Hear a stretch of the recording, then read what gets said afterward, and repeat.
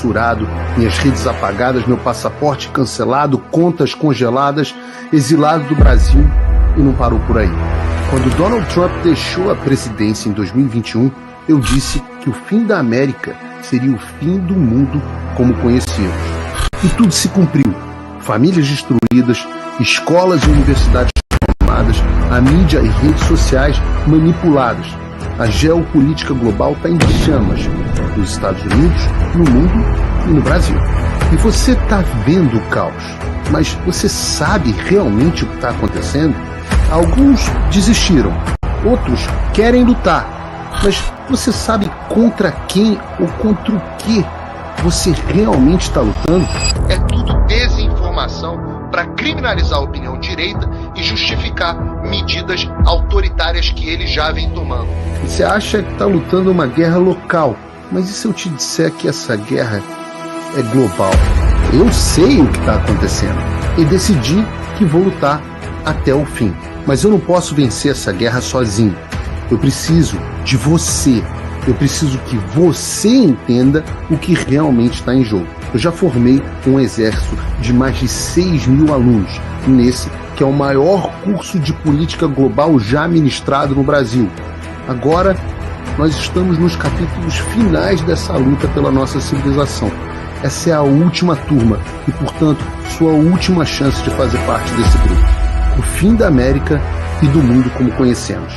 Essa é a sua última chance de se preparar.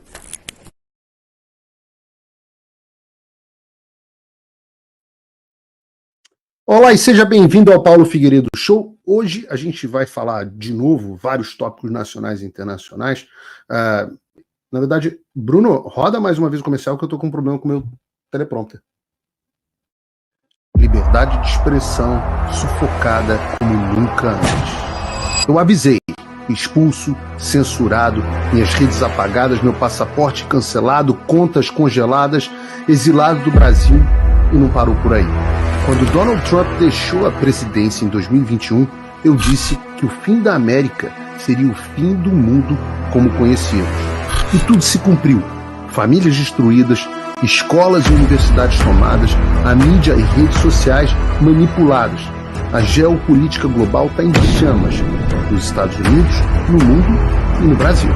E você está vendo o caos, mas você sabe realmente o que está acontecendo? Alguns desistiram, outros querem lutar, mas você sabe contra quem ou contra o que você realmente está lutando? É tudo desinformação para criminalizar a opinião direita e justificar medidas autoritárias que ele já vem tomando. Você acha que está lutando uma guerra local, mas e se eu te disser que essa guerra é global? Eu sei o que está acontecendo e decidi que vou lutar até o fim. Mas eu não posso vencer essa guerra sozinho. Eu preciso de você. Eu preciso que você entenda o que realmente está em jogo. Eu já formei um exército de mais de 6.000 alunos, nesse que é o maior curso de política global já ministrado no Brasil. Agora, nós estamos nos capítulos finais dessa luta pela nossa civilização. Essa é a última turma e, portanto, sua última chance de fazer parte desse grupo. O fim da América e do mundo como conhecemos. Essa é a sua última chance de se preparar.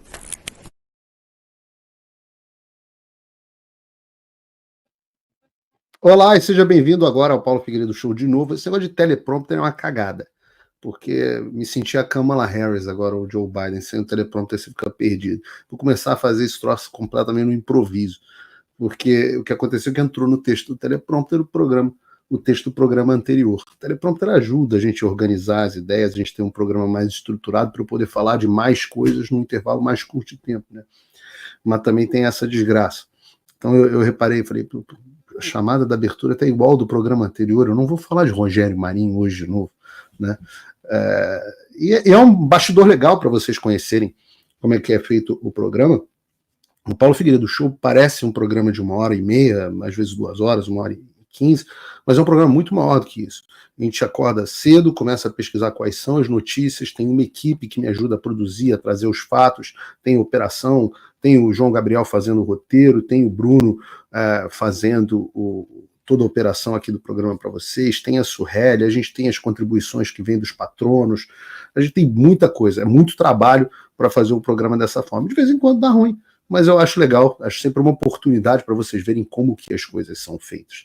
Aí a gente tem reunião de pauta, eu envio as minhas opiniões para serem organizadas, reviso, mudo, incluo coisa, e hoje eu não revi a introdução, e quando fui ver, o João aí cometeu um cochilo, e agora é bom, eu acho uma oportunidade boa. Na verdade, o que a gente vai falar hoje é sobre a declaração do Barroso sobre o inquérito das fake news. Vamos falar sobre a postura do Valdemar, que tomou uma postura diferente na disputa da presidência da Câmara. E vamos, claro, falar sobre a pauta internacional. Eu confesso a vocês que eu tenho prestado mais atenção na pauta internacional do que qualquer coisa, mas eu não posso deixar de acompanhar o Barroso, não posso deixar de acompanhar o Valdemar. No final das contas, a gente vai falar do Trump, da Câmara, como é que estão efetivamente as coisas nas eleições americanas. Então, já que agora você viu a cozinha funcionando, eu peço a você que tenha um apreço pela produção do programa, perca um segundinho aí, manda um like, compartilha os seus vídeos nas suas redes, né? A gente está com um percentual grande de pessoas assistindo pelo X, hoje tem mais de 1.000 pessoas assistindo nas duas contas do X, então peço a você, capricha, aperta aquele botãozinho ali do repost, né? Muita gente não sabe que eu tô com uma conta pro Brasil no X, que se chama pfigueiredobr4. Você pode me seguir lá, @pfigueiredobr4, acho que tem aqui na descrição também. Mas, acima de tudo, o que faz o programa engajar bastante é você enviar para os seus amigos e, principalmente, ali para os inimigos, que, em geral, não sabem o que a gente vai falar aqui no Paulo Figueiredo Show. Então, capricha, manda o programa para os amigos e para os inimigos, porque esse é o Paulo Figueiredo Show. Figueiredo, Figueiredo. Figueiredo. Já que eu esculhambei o TP, já que hoje está esculhambado, não está totalmente fora da pauta, mas eu vou me divertir. Acho que acabou não entrando na pauta. O João me corrige se estiver errado aqui, mas acho que por questão de tempo a gente tirou o Pablo Marçal, que eu sempre falei para você. É um momento, eu disse, eu avisei. Pô, cara fazendo agora, primeiro, lá de papinho com o jornalista da Globo News. Não era eu que fui criticado porque tinha boa interlocução com jornalistas, né? Primeiro, de papinho com a Globo News. Segundo, fazendo, que é pior, né? Já tinha dito que o Boulos é que tinha a linguagem do povo, etc, etc. E agora fazendo sabatinazinha com o Boulos para ajudar o cara a se eleger. Que triste fim. Esse é o problema das pessoas que não têm princípio, o problema das pessoas que falam o que tiverem que falar para aparecer. É o picareta, é o psicopata, é o golpista profissional que eu disse aqui que era. Então, coloquei um videozinho no meu X lá, em homenagem a essa história romântica, bonita. Eu espero que as pessoas, as Marsaletes hipnotizadas, tenham acordado do transe e visto que perigo. Uma pessoa cuja a egomania é tão gigante que para ele é mais importante ver o Nunes se ferrando para ele ficar bem e acabar elegendo o Boulos para São Paulo do que qualquer outra coisa. Só porque ninguém foi pedir o apoio dele contra o Boulos. Felizmente, eu acho que o Nunes, com todas as críticas que eu tenho a ele, vai dar uma sova grande no Boulos no segundo turno em São Paulo. Então, menos mal. O perigo é que vocês não aprendam a tempo, né, quem é esse Mr. M, porque eu acho que ele ainda vai dar trabalho para a gente no futuro.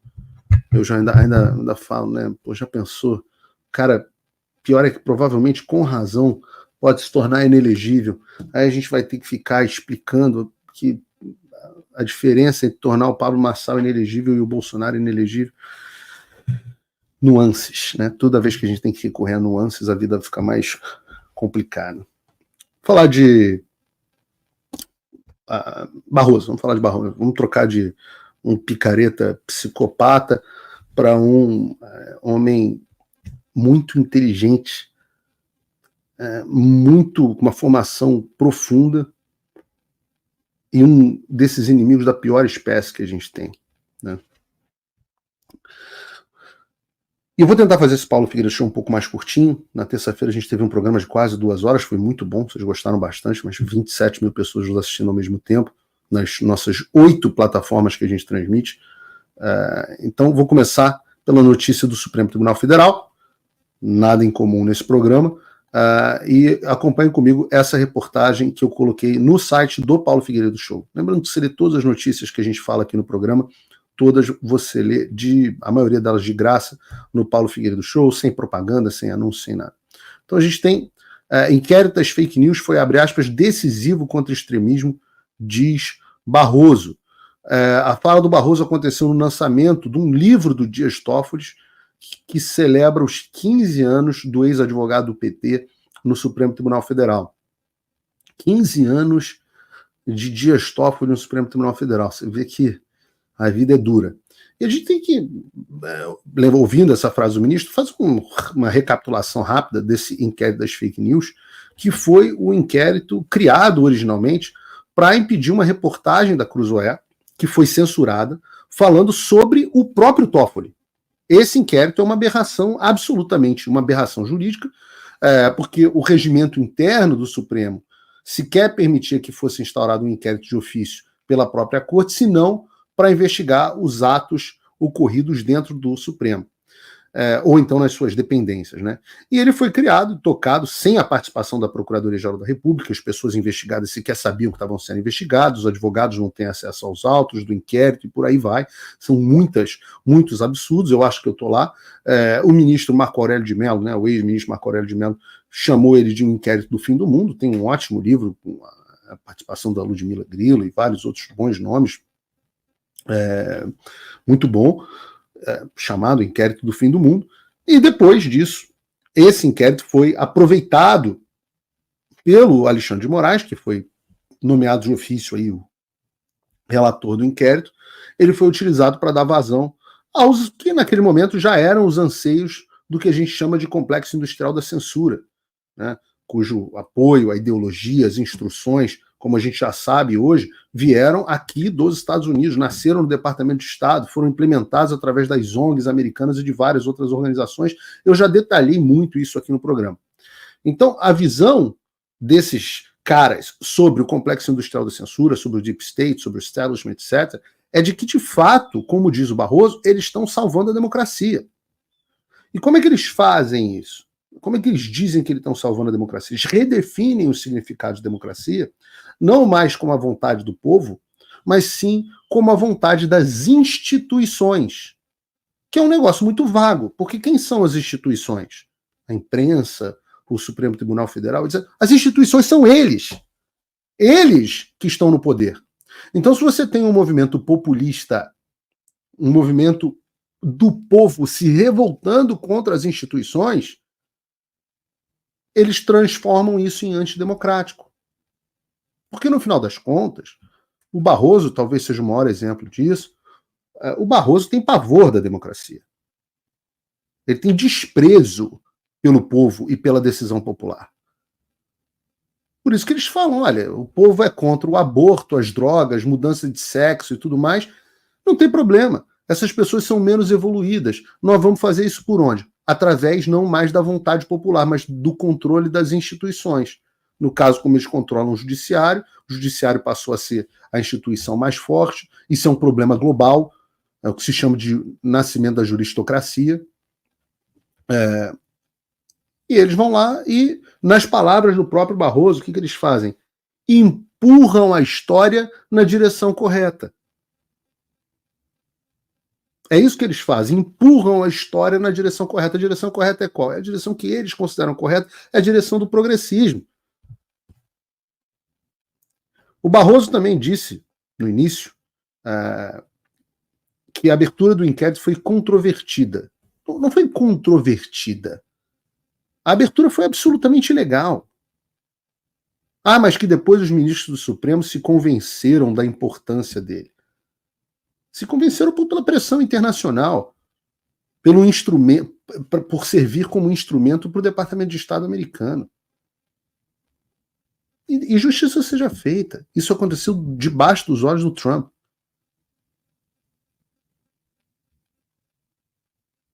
Ele diz corretamente que a decisão de se instaurar o inquérito das fake news um dia vai ser registrada na história. E claro que vai ser registrada na história. Contra isso não há dúvida, ela já é registrada na história.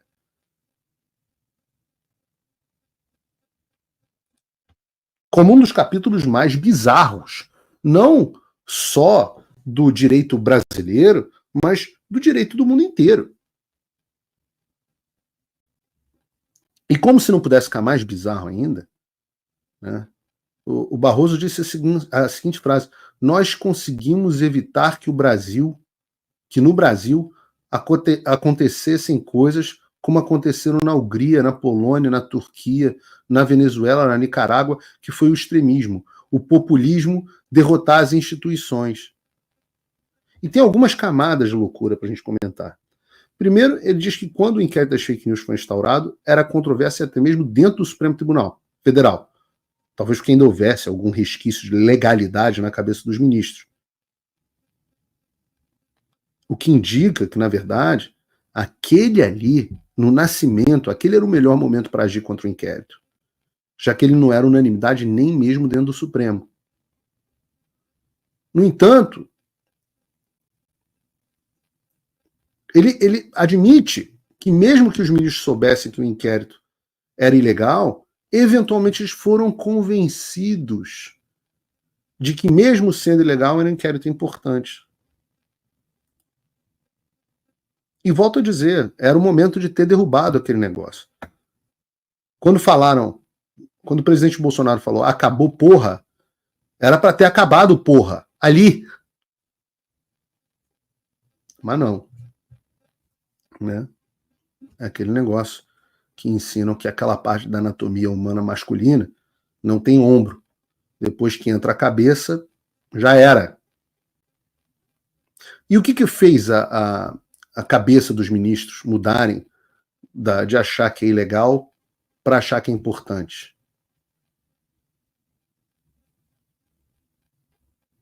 O que será que mudou? Ora, de lá para cá, todas as pessoas que criticavam o trabalho desses mesmos ministros foram presos, foram banidos das redes sociais, e eles se tornaram as 11 pessoas mais poderosas do Brasil, mais do que o presidente, e conseguiram, em boa parte, neutralizar o mandato de um presidente que tinha sido eleito esmagadoramente pela população. O segundo ponto da fala do Barroso é que ele afirma que um dia a instalação dos inquéritos das fake news vai entrar para a história. Eu volto a dizer, é verdade, ele tem razão. E os maiores jornais do mundo já cobriram o inquérito das fake news. Vejam, o Wall Street Journal, por exemplo. Juiz brasileiro que disputa com Elon Musk luta contra as mídias sociais há muito tempo. O The New York Times, que a gente elogiou aqui recentemente, já cobriu mais de uma vez. Será que o Alexandre de Moraes é realmente bom para a democracia? Ou a outra reportagem do Times, o Supremo está salvando a democracia? Interrogação. Reportagem que a gente colocou aqui na semana. Ou o Washington Post, o jornal mais à esquerda dos grandes jornais americanos. Em sua luta pela liberdade de expressão, o X de Elon Musk tomou a posição correta. E eu poderia passar aqui horas falando sobre o inquérito das fake news entrou para a história, mas acho que os exemplos que eu dei já são bastante para qualquer um perceber que entrou para a história como uma marca extremamente negativa. Hoje nós somos rotulados aqui nos Estados Unidos como um dos maiores exemplos de censura do mundo. O Brasil é exemplo de censura do mundo. Aquilo que a gente viu da Nayara falando no McDonald's e a campanha do Trump liberando aquilo, é porque já se formou um consenso de que o Brasil é uma ditadura aqui, graças a esse inquérito das fake news. Realmente entrou para a história. Se Deus quiser, muito em breve nós teremos ministros do STF brasileiro inadmissíveis para entrar nos Estados Unidos da América. Por quê? Porque eles entraram para a história. Entrar para a história não é bom, né? Necessariamente. Você pode entrar. Hitler entrou para a história, já que a gente vai falar de Trump daqui a pouco mais tarde, né? Essas pessoas entraram para a história da pior forma possível. E, aliás, boa parte do meu trabalho é fazer com que essas pessoas entrem para a história como elas são. Eu estou aqui nos Estados Unidos falando com Deus e o mundo para isso. Felizmente, tem um componente na frase do ministro, esse negócio do entrou para a história, né? A história é o passado. Então você vê que tem um clima de fim de festa na fala dele. E já há um consenso, vocês viram isso, tiver vários jornais importantes lá, porta-vozes da mídia mainstream, né, do establishment, que depois das eleições, o que a gente vai ter? A gente vai ter denúncias contra Bolsonaro e companhia, e eu acho que tem boa chance de eu ser indiciado, o que para mim vai ser uma grande honra, e esse inquérito vai virar uma ação penal e vai ser encerrado. Depois o que vem a gente vai ver, né? Mas certamente vai ser um mundo diferente sobre o qual esse inquérito, que não vai ser mais inquérito, sobre qual essa ação penal vai ser analisada. Se Deus permitir, vai ser um mundo debaixo da liderança de Donald Trump como presidente dos Estados Unidos. Vamos ver quais são as cenas dos próximos capítulos, né? Para não me estender nessa pauta, vamos para o terceiro ponto. O Barroso diz que evitou que no Brasil acontecesse o que aconteceu na Hungria, na Polônia, e aí ele misturou na Hungria e na Polônia Turquia, Venezuela e Nicarágua. E primeiro eu acho muito engraçado que o Barroso acha que a Hungria e a Polônia estão no mesmo balaio que a Turquia, Venezuela e Nicarágua, mesmo que o presidente do Brasil atual seja favorável aos governos da Turquia, da Venezuela e Nicarágua, e totalmente desfavorável aos governos de direita da Hungria e da Polônia. Então é meio que uma loucura. Ora, será que o Brasil não está no balaio da Nicarágua, da Venezuela? Será? Mesmo questionamento sobre processos eleitorais, governos de esquerda, perseguição a cristãos, loucura. O Brasil está virando um narco-estado, muito parabéns, Barroso, muito graças ao senhor, muito parecido com a Venezuela. Agora, não vejo narco-estado na Hungria, não vejo narco-estado na Polônia. Vejo um respeito enorme ao cristianismo nos dois países. Aborto, drogas, essas coisas que o senhor adora, Barroso, não vejo isso na Hungria e na Polônia. Mas vejo bastante na Nicarágua e na Venezuela.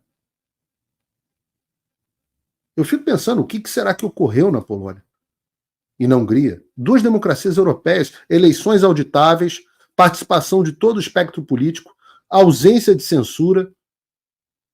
O Brasil, por outro lado, não tem eleições auditáveis, o espectro político não participa nem da discussão pública, muito menos da discussão da eleição. A gente pode ver a candidatura, por exemplo, do Daniel Silveira anulada, ele foi parar na justiça, tentativa de derrubar agora o Cristina Grêmio em Curitiba, antes mesmo do início das eleições, censura antes, censura depois das eleições. Não tem isso na Polônia e na Hungria. Onde é que tem? Na Venezuela e na Nicarágua. O Barroso é muito inteligente, mas ele é muito ardiloso. Muito ardiloso. Então vale a pena a gente perder sempre um minutinho para separar alho de bugalhos. Antes de entrar na segunda pauta, eu quero deixar registrado aqui, porque alguém comentou aqui no chat antes, eu leio o chat aqui de vocês, podem ter certeza, isso aqui, vocês saberem, isso aqui é o meu retorno com todo o chat aqui de vocês. Eu estou me vendo e vendo todo o chat aqui de vocês, para vocês saberem que eu não fico aqui jogando paciência. E eu estou vendo aqui tal, o que as pessoas vão falando. E uma das coisas que eu vi as pessoas falarem é, pô, espero que o Paulo não esteja ranzinza hoje. Então, eu não estou ranzinza, eu não estou extremamente feliz. E vou fazer o segundo Paulo Figueiredo Show, que eu vou fazer um elogio. Primeiro eu fiz na terça-feira o Rogério Marinho, elogiei a iniciativa dele em relação ao Rogério Shaw. Aliás, eu vou contar uma fofoca para vocês, que eu ainda não confirmei, tá? Outra que não está no script. Vocês sabem que eu ouvi dizer, e eu preciso confirmar, mas a fonte foi uma fonte interna, digamos assim, que o Rogério Shaw, o delegado da Polícia Federal, Rogério Shaw, me corrija se eu estiver errado, Shaw, né? Rogério Shaw, pediu pinico. Vai sair fora, pediu uma licença médica aí, para provavelmente por hipogonadismo, depois vocês pesquisem no Google o que é, e saiu fora, pediu para sair. E vai ter um novo delegado da Polícia Federal assumindo o papel dele, de capataz do Alexandre de Moraes. Fábio Shaw, obrigado. Obrigado aqui, Juliano, não sei lá das contas, não sei lá das contas. Fábio Shaw. Eu sou muito ruim de nome, vocês vão ver que eu sou muito ruim de nome. Eu erro o nome o tempo inteiro. Fábio Shaw pediu pinico. Não aguentou. Está de licença médica e dizem que não volta. Eu falo, os caras não aguentam 5 minutos de porrada. O único que é diferente nessa história é o Alexandre. O Alexandre tem esse mérito. O cara é porradeiro, pô. Tem que dar valor. Ó, eu falo para vocês, o Alexandre soubesse quem são os nossos amigos em comum, ele ia ficar mega constrangido. Mas o Alexandre malha pra caramba. Tá trincado no TRT, porra. Testosterona é forte.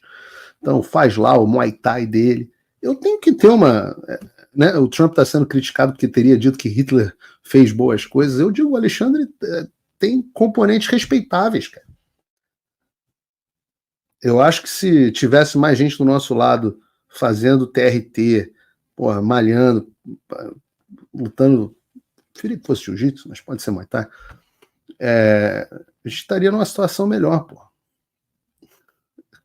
Vou botar aqui o que o Café Neutrino botou no chat. Quem pesquisou no Google o que é hipogonadismo? Tá correta a descrição dele. Mas eu não sei, isso é obviamente uma piada, eu não sei por que ele pediu licença médica, eu tenho que aprofundar. Ontem estavam me explicando o que tinha acontecido, e eu tenho que aprofundar nesses próximos dias. Então, meu ponto nessa história, saí completamente do roteiro, meu ponto nessa história foi que o Rogério Marinho, eu elogiei ele na semana passada pela ação dele pedindo para a PGR investigar o Fábio Shaw, bem corrigido agora, e esse programa de hoje eu vou fazer um negócio muito mais inusitado. Eu vou elogiar o Valdemar da Costa Neto. E quem acha que eu defendo o Valdemar da Costa Neto, eu acho que não viram a entrevista que eu fiz com ele nos Pingos nos Is, quando eu estava na Jovem Pan ainda, onde eu encurralei o Valdemar e ele fez uma das piores entrevistas que eu já vi alguém fazer na minha vida. E ali eu fiquei preocupado, né? Mas o Valdemar se pronunciou sobre as eleições da presidência da Câmara. Bota aí o vídeo do que eu acho? Space. Nós vamos ter que nos alinharmos com o Arthur, que tem o comando da Câmara. Eu ouvi de alguns... Desculpa. Eu ouvi de alguns parlamentares do PL que eles temem que o Hugo Mota seja uma marionete de Lira. Que é um parlamentar muito jovem, dizem que... Enfim, eles têm esse temor. E também, alguns trouxeram a questão da anistia. A anistia é algo preponderante para esse apoio? Sim, lógico, nós vamos querer. Inclusive, eu quero conversar com o Arthur, liguei para ele hoje, para falar, Arthur, vamos ver esse negócio para a gente discutir esse assunto logo, porque você pode começar a trabalhar a anistia.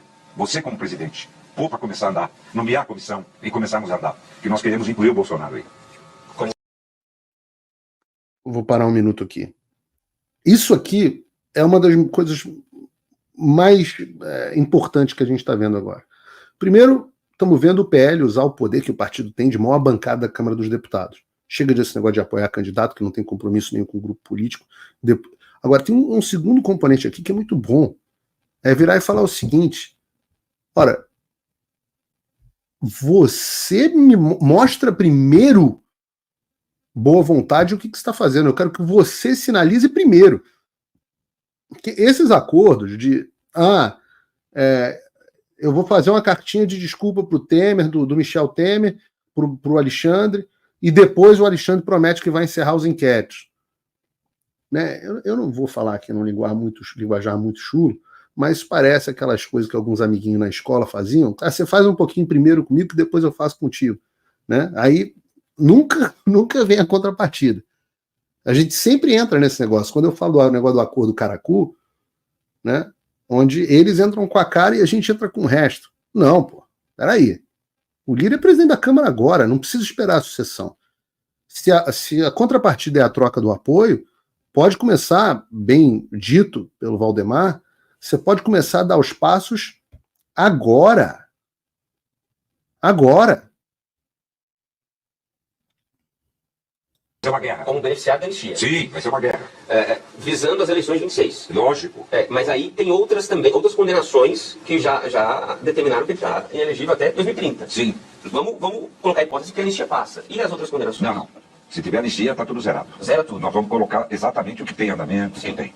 A ideia é elaborar um texto que abarque tudo. Lógico. Todo mundo já foi aliciado no Brasil. E aliciar esse pessoal do 8 de janeiro, isso é uma loucura de 17 anos com um camarada que foi lá, é um golpista com um pedaço de pau, só no Brasil. Golpe é com metralhadora, com tanque de guerra. Aquilo não foi golpe nunca. Aquilo foi um bando de bagunceiro, tem que ser condenado, mas não há 17 anos. Absolutamente perfeito. Então, entender, a ideia do Valdemar é condicionar o apoio do PL ao candidato do Arthur Lira, o deputado Hugo Mota, condicionar isso ao andamento do PL da anistia. Isso de ser iniciado agora é a coisa mais importante. É óbvio que o Valdemar não está sendo o campeão dos direitos humanos no Brasil. A razão pela qual ele quer correr com a anistia é muito simples. Ela reabilita o presidente Bolsonaro para concorrer em 2026 e o partido do Valdemar não vai ficar desfalcado. Isso dá uma cagada também nos inquéritos em andamento no STF. A ideia central do Valdemar é tornar o Bolsonaro elegível, o que é absolutamente correto, legítimo. Só que o efeito colateral disso é um benefício que talvez não, certamente é até mais importante para quem não está pensando em política partidária, que é a liberdade dos presos políticos do 8 de janeiro. Muitos dos quais foram condenados a penas muito maiores que de traficante, de homicida, de estuprador, etc. E é também um contrapeso, é um feio contrapeso ao STF. Ah, mas Paulo, o STF diz que pode tornar inconstitucional a lei da anistia. Aí eu vou pegar uma pipoca e vou ficar assistindo esses vagabundos, vários dos quais são filhotes, ou foram anistiados diretamente, ou são filhotes da anistia dada pelo meu avô, dizendo que tudo bem anistiar o terrorista que sequestrou o embaixador que está lá comentando na Globo News. A outra que era terrorista que foi presidente e agora está presidente do BRICS. O outro terrorista que foi lá fazer cirurgia plástica em Cuba e que hoje é um dos cabeças do governo do PT. A outra que está lá também comentando economia na Rede Globo. Tudo bem anistiar todos esses vagabundos, mas a dona Maria, que estava lá no 8 de janeiro com uma Bíblia e um terço na mão, essa nunca. E pode trocar também. Pode inverter. Tudo bem o militar que supostamente cometeu tortura. Esse pode ser anistiado. Quantas vezes o Supremo Tribunal Federal já falou sobre anistia, para validar a lei da anistia criada pelo meu avô, sancionada pelo meu avô, que pacificou o Brasil e manteve o Brasil em paz. A anistia é de 79. Façam as contas aí. 45 anos. É isso, né? 80, 90, 10, 20. 45 anos. Eu quero ver o Supremo Tribunal Federal dizer que às vezes a gente precisa forçar a mão dos nossos adversários para que eles errem muito. Eu já expliquei o quão importante foi o X ter saído do Brasil. Vivo falando isso aqui todo o programa. É isso, a gente vai forçando a mão para o inimigo errar, pô. Vamos torcer. O Congresso vai fazer a lei da anistia. e o STF vai dizer que a lei da anistia não vai passar. E está correta o entendimento do Valdemar, que me parece o entendimento também do Bolsonaro, embora eles não possam se comunicar. Bom, vamos falar dos Estados Unidos. Eu vou falar aqui do Joe Biden. Eu não sei se vocês sabem, mas o Joe Biden, ele é presidente dos Estados Unidos, cara. Ainda é. Né? Ele andava desaparecido. Eu digo isso que não sei se vocês sabem ainda, porque o Joe Biden está desaparecido. Ele não falava uma palavra nem sobre nada. Às vezes até funções de Estado, quem estava participando era a Kamala Harris. Dava a impressão de que a Kamala Harris era uma candidata tentando se reeleger. Até que aparece esse vídeo aqui do tradutor de direita. Bota aqui o vídeo do tradutor de direita. This is a guy who also wants to replace every civil servant, every single one. Thinks he has a right under the Supreme Court ruling on immunity to be able, if need be, if it was the case, to actually physically eliminate, shoot and kill someone who he believes to be a threat to him. I mean, so I know this sounds bizarre. It sounds like if I said this 5 years ago, you'd lock me up. We got to lock him up. Politically lock him up. Lock him out, that's what we have to do. Eu não vou entrar muito no mérito do que o Biden falou, a baboseira do Biden sempre, né? Falou que o Trump quer substituir todos os funcionários públicos, ele acha que tem imunidade para eliminar fisicamente uma pessoa, mas o que importa é que ele conclui dizendo que ele tem que prender o Trump. Essa fala dele dizendo que ele tem que prender o Trump vale um comentário que se conecta com o que a gente estava falando agora. Esses caras, os controladores das instituições, o establishment, eles encontraram a forma perfeita para anular a vontade popular. É a perseguição política através do que chama de lawfare. Law em inglês é lei e fair é guerra. É a guerra através da lei. É uma forma de tirar na marra os candidatos que eles não conseguem tirar no voto. Que foi exatamente o que aconteceu com o Bolsonaro no Brasil.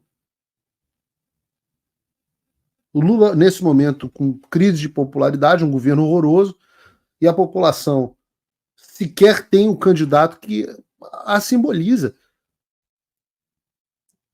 E é uma maneira muito clara, para vocês terem uma ideia, o Elon Musk anunciou que ia doar $1 milhão para um eleitor registrado em um dos 7 estados-chave da eleição americana. Né? O que era a ideia do Elon Musk? Foi criar um sorteio para fazer com que mais eleitores se registrassem e votassem no dia da eleição. Eu quase me registrei para votar na Pensilvânia, mas eu descobri que para você se registrar para votar sem ser cidadão, só se você for votar democrata. Isso é uma piada. Bota a notícia aí. O Departamento de Justiça dos Estados Unidos alerta sobre Musk a respeito do sorteio de $1 milhão. O que aconteceu foi que o Departamento de Justiça dos Estados Unidos enviou uma carta dizendo que o Elon Musk não deveria estar fazendo isso e que poderia ser ilegal.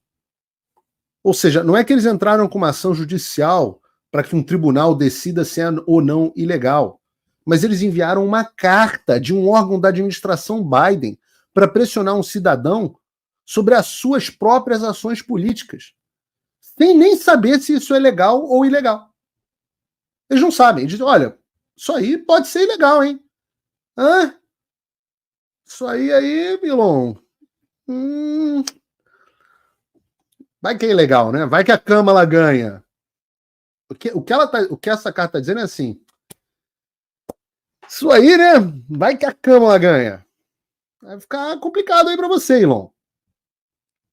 Esses caras destruíram o império das leis, o Estado Democrático de Direito, o Poder Judiciário, a ideia da justiça cega para todos, a confiança do povo nas instituições. Os caras destruíram as próprias instituições porque eles viraram as instituições. Responda você no chat. Pode responder sim ou não. Você confia hoje no Poder Judiciário do Brasil? Respondam vocês no chat.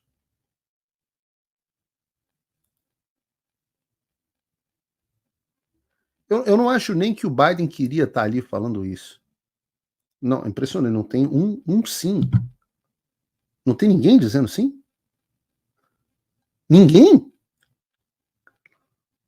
Ô, louco, meu. Vou fazer um teste aqui. Vocês confiam? Esse talvez alguém confie. Vamos ver. Vocês confiam na Polícia Federal? Como instituição. Eu sei que isso não estava no script. Não é possível. Não, leiam o chat. Vocês que não estão assistindo. Você que está assistindo o programa depois, deixa nos comentários. Só bota assim, sim ou não. Se você confiar num dos dois, cara, é um negócio impressionante. Eu estou rolando aqui o chat, tem milhares de comentários. A gente está com mais ou menos 13, 14 mil pessoas nos assistindo ao vivo. Aliás, eu vou ligar no Instagram para as pessoas poderem assistir também no Instagram. Mas não tem um comentário, sim. Eu falei assim, vão ser 80%. Que loucura, velho. É o que eu estou dizendo. Impressionante. Impressionante. Esse é o sentimento das pessoas. Justiça seja feita, eu não acho nem que o Biden queria estar ali falando isso. Né? Parece aquele negócio quando você tem um trabalho em grupo na escola, todo mundo tem que apresentar, e o cara que não queria falar fica igual o Biden, fala baixo, não diz nada com nada, pelo menos faz o que mandaram ele fazer. Eu já trouxe aqui no Paulo Figueiredo Show que o Biden não é o maior apoiador da Kamala Harris, não. Muito pelo contrário. Desde que ele foi chutado da disputa, aliás, contra a sua vontade, ele já usou até um boné de campanha do Trump.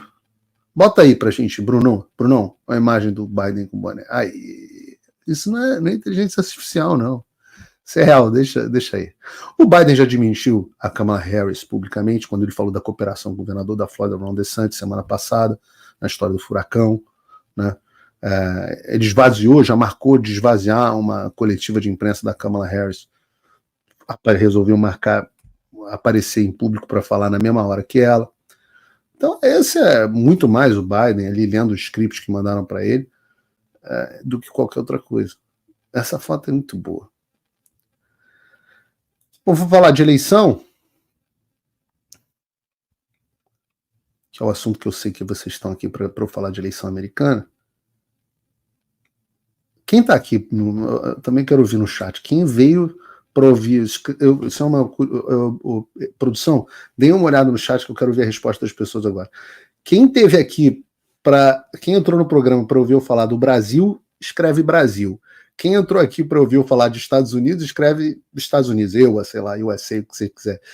E quem entrou para os dois, escreve os dois e coloca aí no chat para mim. Eu tenho essa curiosidade, vamos ver aqui. Porque eu vou falar de eleição agora. Cadê aqui na minha pauta? Na minha pauta quente. Aqui. Vamos lá. Cadê o Biden de boné do Trump? Não deixa o Biden aí, pô. Até o Biden, né, tá vestindo o boné do Trump. Eu diria que o cidadão comum tá completamente apaixonado, né? Eu quero mostrar para vocês, se acompanham aqui nos últimos 5 programas do Paulo Figueiredo Show, você já deve estar acostumado com o tal do Real Clear Politics. Real Clear Politics a maioria das pessoas vieram ver os dois, então os dois está ganhando aqui. O Real Clear Politics é um site agregador de pesquisa, é muito usado por toda a imprensa, também chamado de RCP, né? Ele agrega as pesquisas de vários institutos, faz uma média dos resultados, etc. No último Paulo Figueiredo Show, agora, hoje a gente está no Paulo Figueiredo Show de quinta, Paulo Figueiredo Show foi terça, 2 dias atrás, a gente estava vendo o RCP dar uma vantagem para a Kamala Harris de 0,9 ou 0,8. Hoje, enquanto eu entrei no programa aqui, enquanto eu entrei no ar, o RCP estava... Bota aí pra gente. A gente tem aí, Bruno? O RCP? Eu tenho aqui no meu outro monitor. O RCP está dando uma média de 0,2. 0,2. E eu quero ressaltar também... Bota o RCP na tela toda, Bruno. Me tira aí da tela. Pode botar para as pessoas lerem todas. Eu quero ressaltar também que todas as pesquisas mais recentes, que foram Rasmussen Reports, Forbes, CNBC e Wall Street Journal, todas dão vantagem para o Donald Trump. Todas. E eu sempre faço uma ressalva, que é a ressalva de que a eleição americana não é decidida pelo voto popular. Essa é uma métrica importante da gente analisar aqui, mas não é voto popular. É voto popular em cada um dos estados. E aí você forma o que se chama de colégio eleitoral. Então, mas eu falo sobre o voto popular porque a tendência nos Estados Unidos é o candidato democrata sempre vencer no voto popular com uma margem grande, mesmo que eles percam a eleição no colégio eleitoral. Então, por exemplo, em 2016, eu sempre digo, a Hillary Clinton teve 2,1 pontos a mais do que o Donald Trump. E ainda assim, no colégio eleitoral, perdeu a eleição. Em 2020, o Biden teve um pouco mais de 4,4 de vantagem sobre o Trump no voto popular e ganhou a eleição por pouquíssimos votos. 10 mil votos no Arizona, 11 mil votos na Geórgia, ou vice-versa. Então, eu digo para vocês, a tendência é que sempre o democrata ganhe no voto popular. E acho que desde 2008. Então, se você observar que a média das pesquisas hoje está dando... Bota aí de novo para a gente na tela cheia, Bruno. Está dando 0,2 para a Câmara. Eu quero que você olhe, tem assim, ó, escrito aí, This Day in History, que é exatamente no dia 24 de outubro de 2020 e 24 de outubro de 2016. No dia 24 de outubro de 2016, a média das pesquisas dava Hillary Clinton 5,5 à frente do Trump. Lembro, ela acabou tendo no final da eleição 2,1 e perdeu. Em 2020, a média das pesquisas dava 8,1 de vantagem para o Biden sobre o Trump. E ele perdeu. Não, perdão. Quer dizer, vai saber, né? O Trump perdeu por pouco. Hoje, a situação é a seguinte. A média dá para a Câmara míseros 0,2. Vocês entendem a magnitude desse dado? Volta para mim, Bruno. Primeira coisa que a gente tira desses dados históricos é, em geral, a votação... Pode deixar aqui, Bruno. Em geral, a votação subestima o desempenho do Trump em relação às pesquisas. Ou melhor, as pesquisas subestimam a votação do Trump. Isso é a primeira lição que a gente tem. Então, é provável que ele esteja se saindo melhor do que dizem as pesquisas. Só que as pesquisas estão dando 0,2 para a Câmara. Ou seja, e as últimas pesquisas estão dando vantagem para o Trump. Tem um cara que eu acompanho, esqueci o sobrenome dele agora, Mark something, daqui a pouco eu lembro, um jornalista. Ele é muito, muito conhecido, trabalhou muitos anos na ABC e tudo mais. E ele deu uma entrevista para o Tucker Carlson e ele diz que as pesquisas internas, tanto da Câmara quanto do Trump, que são feitas com um pouco mais de esmero, o Trump tende a sair melhor nas pesquisas internas do que nas pesquisas públicas. Então, Trump pode estar melhor do que está aí. Mas se estiver como está aí, o Trump não vai ganhar, não. Ele vai ter um landslide. E quando eu digo as últimas pesquisas, eu digo Rasmussen Reports, que foi um dos institutos com maior credibilidade. Trump mais 3. Forbes, não dá para dizer que é um instituto de direita. Trump mais 2. CNBC, extrema esquerda. Trump mais 2.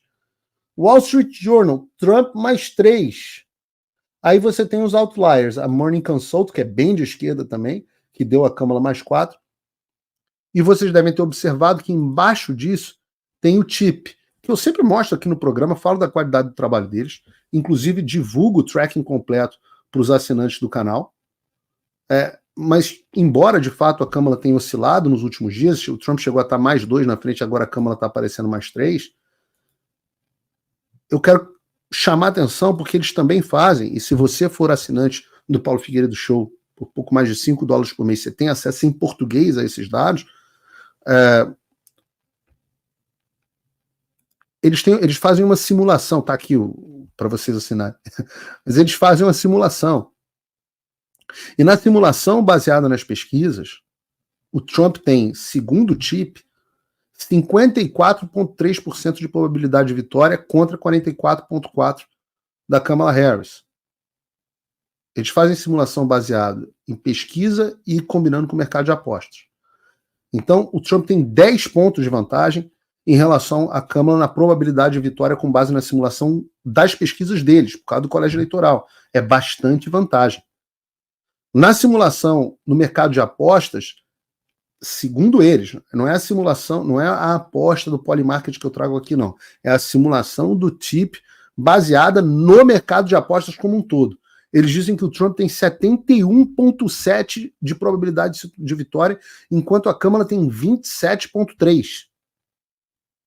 E quando eles combinam os dois modelos, na simulação por computador, o Trump tem 63% de chance contra 35,7% da Kamala. E o que a gente tira uma conclusão? Qual é a conclusão que a gente tira da história? Primeiro, que não dá para dizer que o Trump não é o favorito sobre a Kamala. E segundo, que apesar do favoritismo do Trump, essa eleição ainda está em aberto. Ainda está em aberto. Tanto é que a Kamala já jogou tudo para o ar e partiu para o tudo ou nada.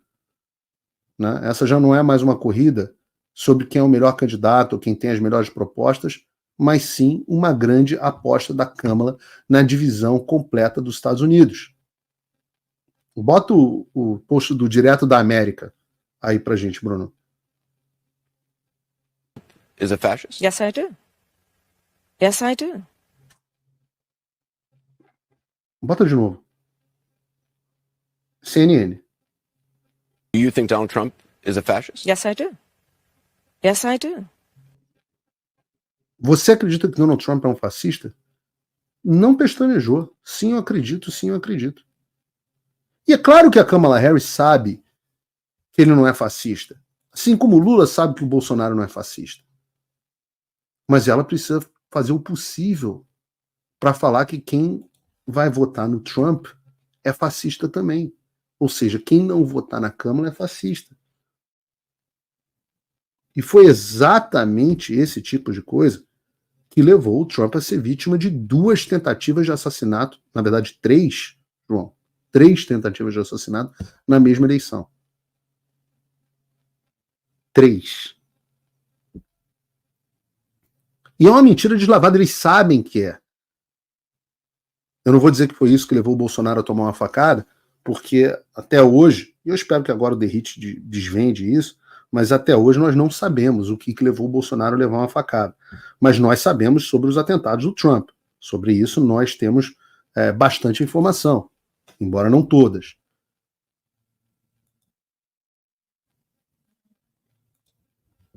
Ela sabe que ele não é fascista. Aqui está agora um bafafá com a história de que o Trump teria dito ao general lá, Milley, que trabalhava com ele, falou: Hitler fez boas coisas, eu preciso de generais como que tenham características dos generais de Hitler. E a gente não sabe o que de fato ele disse, né? Não vou ficar aqui justificando a fala, que a gente não sabe nem se aconteceu. Meu ponto não é nem esse. Meu ponto é a ideia absolutamente aloprada de você tentar colocar no candidato que é pró-Israel uma postura de nazista, enquanto você está vendo uma candidata que é abertamente contra Israel, com o apoio de todas as instituições antissemitas, chamando o Trump de nazista. Ou de fascista, como ela abertamente coloca. E realmente é um estado de loucura.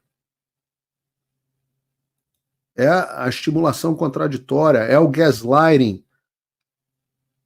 E eu explico isso com detalhes. Você deve estar se perguntando como é que a América chegou nesse ponto.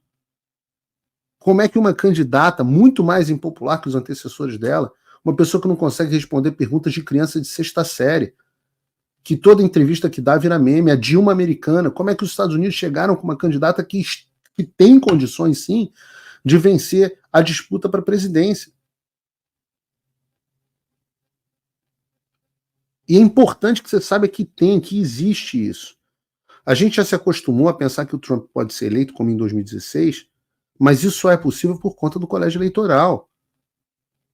E eu já disse a vocês, é altamente improvável que um candidato como o Trump convença mais da metade dos eleitores a votar nele. Vocês não entendem que uma sociedade que está assim tão doente? Se não fosse o colégio eleitoral, os Estados Unidos já estavam igual ao Brasil. É realidade desde 2008. Os candidatos democratas são eleitos como candidato à presidência. Começou com Obama. Obama era um cara articulado. E agora está com... O pessoal votou num cara que já estava com sinal de senilidade. E agora na Kamala Harris, com retardo mental. E mais da metade da população está votando neles. Não é só fraude, não. A fraude é localizada em pouquíssimas coisas. Igual as pessoas que no Brasil ficam pensando... Bolsonaro teve 70%, 80% dos votos. Isso é desconexão com a realidade, desconexão com a queda do Ocidente. Vocês entendam de uma vez por todas, a América, como nós conhecemos, já acabou. Não é que pode acabar. Eu não fiz o curso O Fim da América dizendo assim, não, a América vai acabar. Não é uma previsão, é uma constatação. A gente viu agora há pouco o Barroso dizendo que o inquérito das fake news foi decisivo no combate do extremismo. Essa é a manipulação que eles usam para destruir a nossa liberdade. O que esses caras chamam de extremismo, na verdade é a voz de qualquer um que ousa se levantar contra o establishment. Isso não é extremismo, isso é censura. Eu estou dizendo para vocês, eu acho que eu vou ser alvo de um desses inquéritos. Aliás, já sou alvo, mas acredito que existe a possibilidade de eu ser indiciado. E, de novo, com orgulho. Mas eu vejo a mesma coisa acontecendo nos Estados Unidos e já sabia o que ia acontecer. Quando o Biden diz a gente tem que prendê-lo, como ele se refere ao Trump, né, o presidente dos Estados Unidos dizendo abertamente que quer prender o oponente político. Você acha que é só contra o Trump esse tipo de coisa? Você tem que pensar de novo. É o padrão daqui dos Estados Unidos e daí do Brasil. Você tem que entender a lógica por trás disso, para você entender a política. Porque você, como eu, você pode ser vítima, você já é vítima, em escala maior ou menor, desse sistema global de controle. E é isso que me deixa mais preocupado, ver como que as pessoas não perceberam que tudo isso faz parte de um problema maior. Que a crise política que a gente está vivendo não começa nem termina no STF, no Congresso, no Valdemar, nem nas eleições americanas. É um movimento global que está em curso. E é por isso, e é exatamente isso que eu me dediquei a estudar e explicar com detalhes, e fiz um curso, O Fim da América e do Mundo como Conhecemos, que não é um curso sobre política, é sobre sobrevivência. É como você vai proteger a tua família, como é que você vai proteger teu patrimônio, como é que você vai proteger a tua liberdade, como é que você vai entender, como é que você não vai ser um biruta que não sabe o que está acontecendo. Então você tem a eleição, as pesquisas começam a mostrar empate técnico, não sei o quê. E eu preciso que você entenda por que a vitória do Trump, caso ela aconteça, vai ser um divisor de águas para o Ocidente. Porque pode significar um início de reversão de toda essa agenda que está avançando. Mas significa que o combate vem à rebordosa. Eles não vão deixar ir tão fácil. E você precisa estar preparado, porque essa luta ela acontece na escola dos seus filhos, ela acontece nos seus bairros. O momento de agir é agora. E é um ciclo que se encerra. Por isso que essa é a última turma do Fim da América. A gente está com a pré-inscrição aberta, não tem inscrição ainda, você não consegue comprar o curso hoje, mas se você se pré-inscrever, porque ajuda a gente a dimensionar as turmas, você vai ter vários benefícios exclusivos, mas tem que se inscrever agora. Primeiro você vai ter acesso imediato à primeira aula completa, então, na pior das hipóteses, você não vai pagar nada para se pré-inscrever e vai ter acesso à primeira aula completa para entender, já entendi o que esse cara está falando. Você vai começar a entender o que está em jogo. Segundo, você vai ter um desconto exclusivo na inscrição, que só vai ser para os pré-inscritos. Eu vou abrir a pré-inscrição no sábado. Eu vou abrir as vagas para os pré-inscritos. No sábado, agora dia 26. Isso. E 27 a gente abre a pré-inscrição. Mas terceiro, Os pré-inscritos vão ter 6 meses de acesso exclusivo no meu site, como meus apoiadores. Eu já formei mais de 6 mil alunos. 6 mil que estão entendendo como é que a coisa funciona. Se você também quer saber o que está por vir, qual é a estratégia, o que é esse movimento global, as coisas que eu não posso falar no YouTube. É uma imersão profunda na geopolítica mundial, mas tudo feito de forma muito simples. Né? Se tem uma coisa que eu acho que é um talento que eu tenho, é a capacidade de explicar coisas complexas de forma simples. É muito mais fácil fazer isso em aula. 40 aulas gravadas, professores renomados de todo mundo.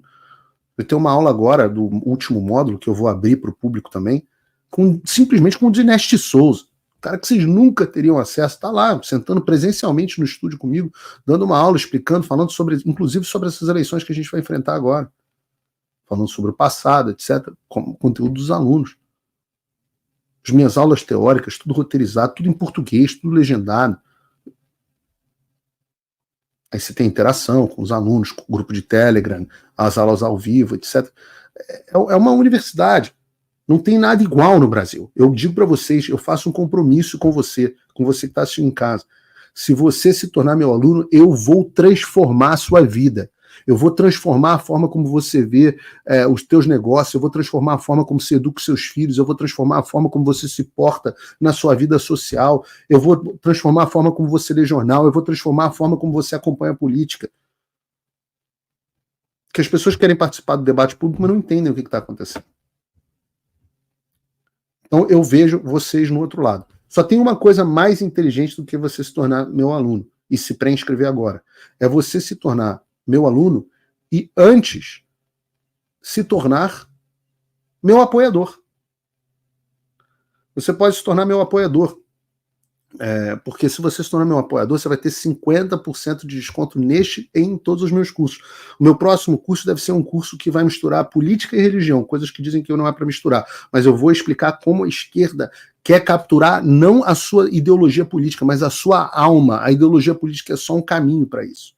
É o meu próximo curso para o ano que vem.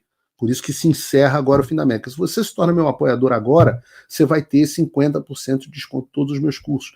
Custa pouco mais de $5 por mês, é muito barato. Os meus cursos geralmente custam na faixa de R$1.400, R$1.500. Você vai ter 50% de desconto, vai poder parcelar em 12 vezes. Se torne meu apoiador agora.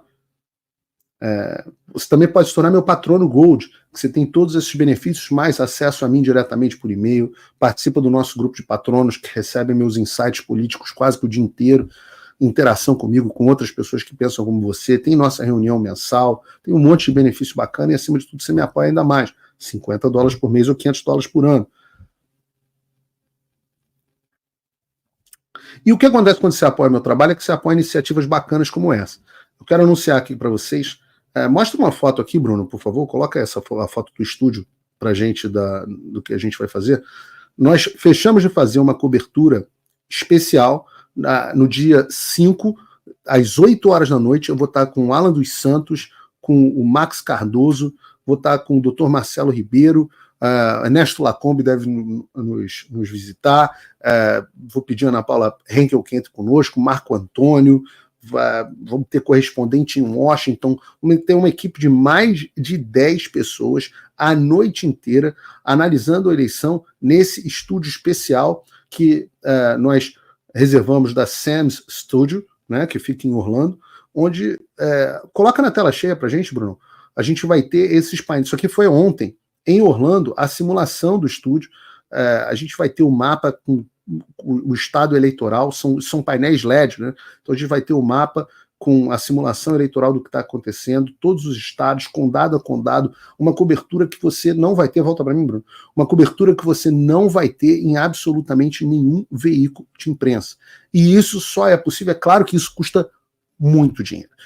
Não custa pouco dinheiro, não. Custa milhares e milhares de dólares. E isso só é possível graças aos meus apoiadores. Mas eu fico muito feliz que, justamente graças a vocês, hoje o Terça Livre, a TV Flórida e o Paulo Figueiredo Show e o Fio Diário vão fazer uma cobertura das eleições americanas com inúmeros recursos e com mais qualidade do que a Globo News vai fazer. E eu acho que possivelmente com mais audiência do que a Globo News. Em 2020, a gente colocou no Terça Livre, eu estava remotamente, botamos mais de 1 milhão de pessoas nos assistindo. Esse ano, através das múltiplas plataformas que a gente vai transmitir, sabe-se Deus quantas pessoas a gente não vai conseguir atingir.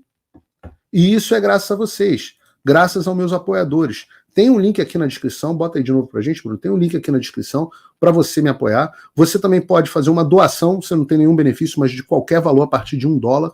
Você achar que isso é legal, quer contribuir com o projeto, mesmo que seja apoiador e patrono, se quer contribuir com mais valores, pode ser $1, pode ser $10 mil, pode ser $50 mil, o quanto você quiser, você pode clicar aqui no botão de doação. Ou se você quer fazer uma doação também de forma completamente anônima, que nem eu vou saber quem mandou, você tem a opção de fazer pela minha carteira de Bitcoin. Tem aqui um QR Code para a carteira de Bitcoin. Eu agradeço imensamente a audiência de vocês. Deus abençoe o Brasil, Deus abençoe a América. Eu volto no final de semana. Sábado tem live especial e domingo tem cobertura da apuração do segundo turno no Brasil. Última coisa que eu vou falar de Brasil antes de focar 100% nos Estados Unidos e o destino do Ocidente. Claro que as nossas eleições municipais também são importantes. A gente tem São Paulo, a gente tem Niterói, importante, minha cidade vizinha.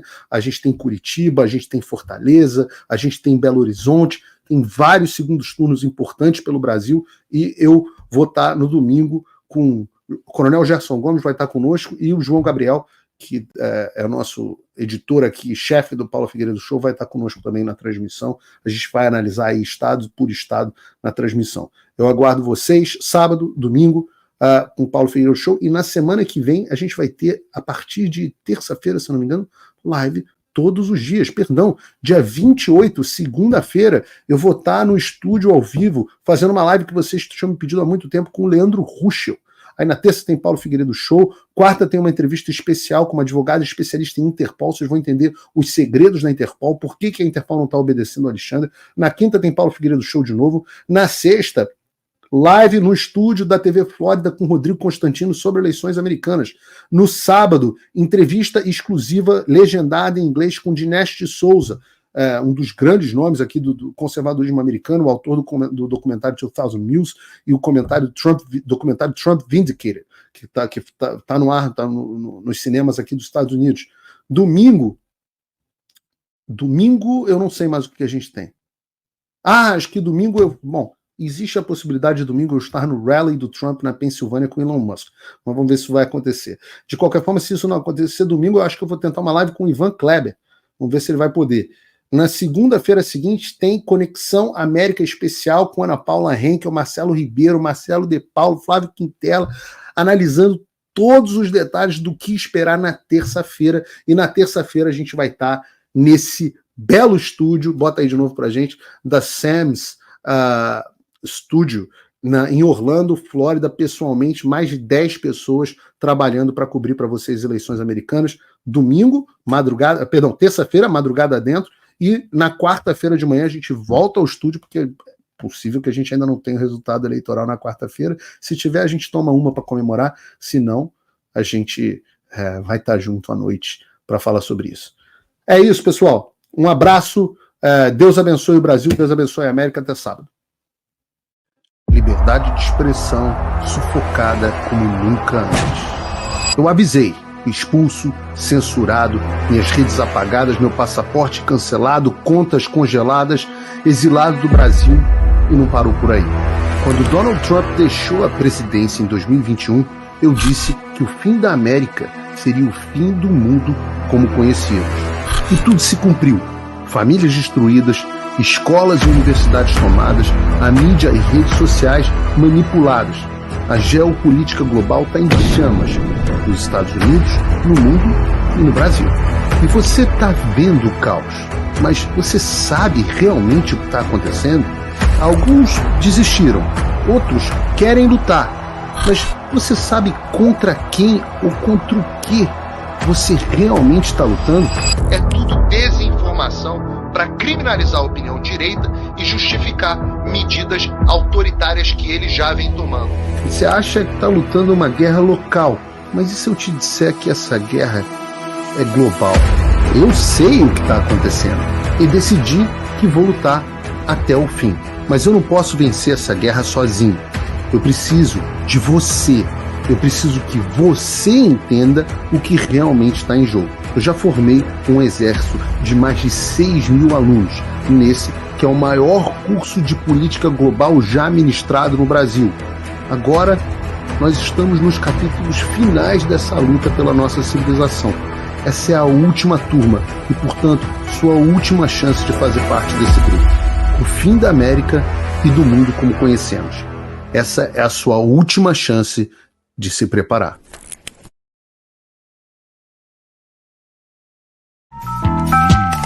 Fique quieto,